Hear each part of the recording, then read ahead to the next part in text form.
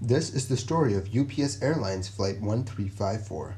On the 14th of August 2013, an Airbus A300 was flying from Louisville International Airport to Birmingham-Shuttlesworth International Airport.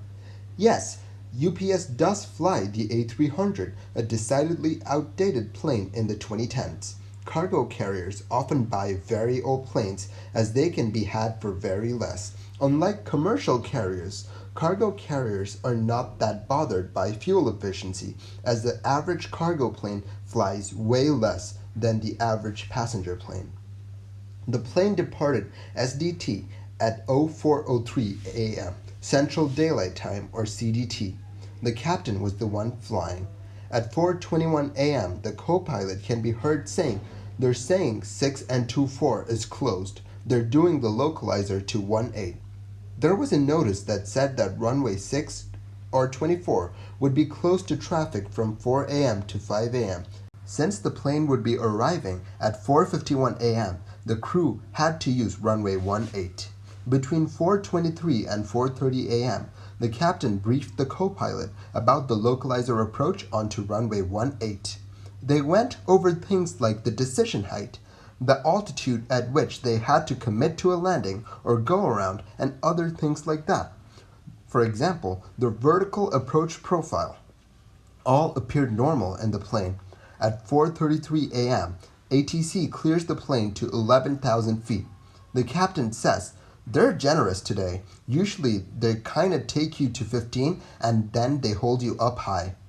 Soon afterward, the first officer requests a lower altitude. The controller reminds them that 6/24 will be closed today and they can use runway 18. The crew agreed to land on runway 18.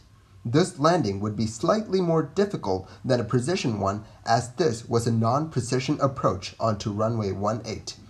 A non-precision approach, like the one the crew was attempting, is an approach that uses lateral guidance but not vertical guidance. So, to make sure that the plane landed safely, the pilots would descend a predetermined amount at each approach fix.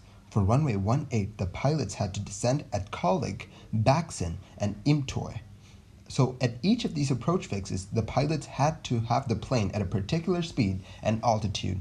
If not, the landing would be in danger. Once they were at the minimum descent altitude, they weren't allowed to descend unless they had the runway in sight. Sure, it was a bit more difficult than a precision approach, but pilots are extensively trained to handle situations like these. At 4:43 a.m., the plane descended to 6,900 feet. The landing gears came out, and the controller asked the plane to maintain 2,500 feet as they approached runway 18. However, the FMC, or the flight management computer, was on a direct flight path to KBHM, or the airport, instead of the approach fix Colleague. This was because the crew hadn't verified the flight plan. When the plane was 2.4 nautical miles from Colleague and 10 nautical miles from Baxen, the plane was laterally aligned with the runway. The plane was on course and all looked good. When the plane reached 2,500 feet, that is, when it was 9 nautical miles away from the runway, it leveled off for a bit, even though they could continue descending. As the plane approached Baxen approach fix, the controller cleared them to land on runway 18, and the first officer performed the before landing checklist. The plane was at 2,500, 200 feet more than the altitude that it needed to be at to safely pass Baxen. The pilot training guide suggested that the crew should descend to 2,300 from 2,500 before reaching Baxen. Now remember, the FMC was still programmed for a direct flight path to KBHM. So, the autopilot did not lock on to the correct glide path, which was a 3.28 degree glide slope from Baxen to the runway. At this point, the captain changed the autopilot from the briefed profile approach to vertical speed mode. The captain did not tell the first officer this. The initial descent rate was 700 feet per minute, which was increased to 1,000 feet per minute at 4:46 a.m. And the first officer notices the change of the autopilot setting. The captain responded with, "Yeah, I'm gonna do vertical speed." Yeah, he kept us high. the captain increases the descent rate to 1,500 feet per minute as they approached Imtoy. At 4:47 a.m., the plane passes Imtoy at an altitude of 1,380 feet, which was near the prescribed altitude for Imtoy. But due to the high rate of descent, the plane passed through the desired glide path.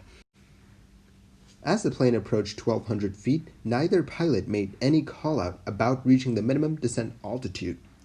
At 1,000 feet, the EGPWS makes a sink rate call-out.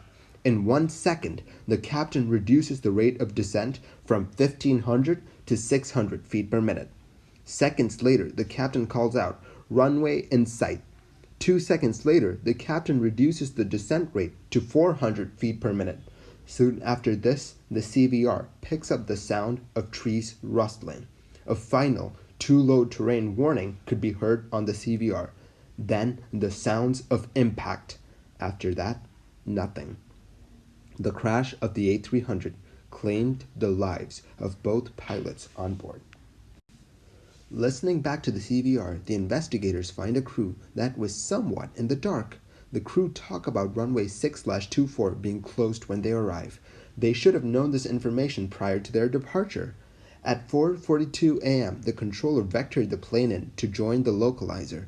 The first officer, who was the pilot monitoring, had to clear the FMC and configure it in such a way that it reflected the approach that they were going to take. However, post-accident review of the downloaded FMC data indicated that although the first officer activated the approach, she did not verify the flight plan. So right now, they were flying one approach, and the flight management computer had a totally different approach programmed into it. A lot of things could have led the crew to believe that the approach was properly configured into the FMC. 1. The localizer was captured normally. 2. The airplane icon was positioned on the localizer on the navigational display. 3. The first officer was able to activate the approach onto runway 18 in the FMC. But, however, there were opportunities for the crew to discern that they were in trouble. For example, since the FMC was programmed to a direct approach to KBHM, the airport, the distance to the airport would have been shown instead of the distance to the Baxen fix. When the approach was activated, the navigation system would have told the pilots that they were way below the glide slope, but the pilots knew that they were well above the glide slope. This contradicting information could have been a clue that the FMC wasn't properly programmed. These are just a few of the cues that the crew should have picked up on. Not reprogramming the FMC was only part of the issue. At the start of the approach, all was good. The plane was where it was supposed to be. As we saw earlier, when the plane approached Baxen, the plane was 200 feet above the required altitude, but this could have easily been rectified. For the autopilot to capture the glide path, the autopilot profile mode must be armed by hitting the profile button. But since the flight plan in the FMC was not verified, the mode may have never activated, and the autopilot failed to capture the 3.28-degree glide slope to the runway. Seeing that the autopilot had not changed over to the correct mode, the captain put the autopilot in the vertical speed mode so that he could manually get the plane down to 1,200 feet, the minimum descent altitude. As the plane got closer and closer, the captain descended faster and faster, eventually reaching 1,500 feet per minute. The first officer was under a lot of stress at this point. Her workload had increased by a lot. Moreover, the NTSB found that the crew was descending way too fast for this phase of flight. They were in a situation where they had to go around. No one was really paying much attention to the altitude of the plane towards the end of the flight. Altitude callouts were non-existent.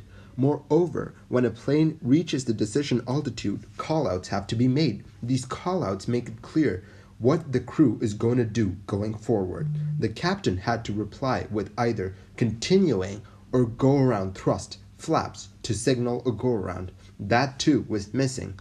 Adding to this, the crew were fast approaching the minimum descent altitude, and the crew did not still have the airport in sight. and the first officer may have been looking out the window.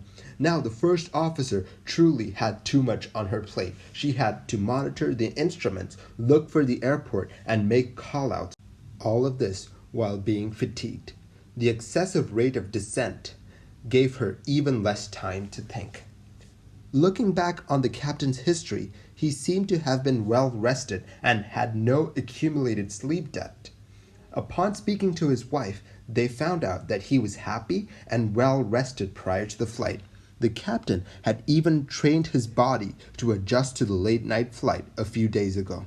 However, looking back on the captain's professional history, the investigators find that his training records indicate past performance deficiencies that are consistent with the types of errors made during the accident flight. Some of the deficiencies they found are as follows. Quote, getting behind on a localizer approach and using vertical speed, descending to an incorrect altitude on a non-precision approach using vertical speed, using vertical speed during a descent when profile or level change would have worked better, using decision altitude instead of minimum descent altitude, and flying below minimums. End quote. The mistakes that the captain made on that fateful morning had been made before by him. Looking at the first officer's past, it shows that she might not have gotten all the rest that she might have needed, and the accumulated fatigue might have impaired her decision-making on the night of the crash. Even if the first officer had slept at all available opportunities, she would have been fatigued for the flight. The first officer also did text one of her friends that she was sleepy. In summary, there were several decisions made by the first officer that contributed to her fatigue, which could have been mitigated by alternate choices. The first officer could have more effectively managed her sleep-wake schedule. In the end, the crash can be attributed to the following points during the flight. The captain not asking the first officer to verify the flight plan in the flight management computer. The captain's accelerated descent, not monitoring the altitude and descent rate, allowing the plane to descend below the minimum descent altitude without the runway in sight, the lack of callouts due to the fast descent, looking out the window to find the runway when they should have been monitoring the instruments, the errors that the captain made earlier in his career, not abandoning the approach when the plane didn't capture the glide slope, the lack of an automated minimums callout. These are just few of the reasons listed in the report. But had the crew gone around as the procedures dictated, this accident might not have happened. Thank you for watching this episode of Mini Air Crash Investigation. I hope you like the videos that I make. If you do enjoy the videos that I make, do like and subscribe. A big thank you to Curious Plane Spotter for letting me use his amazing videos on my video. I'll catch you guys next time.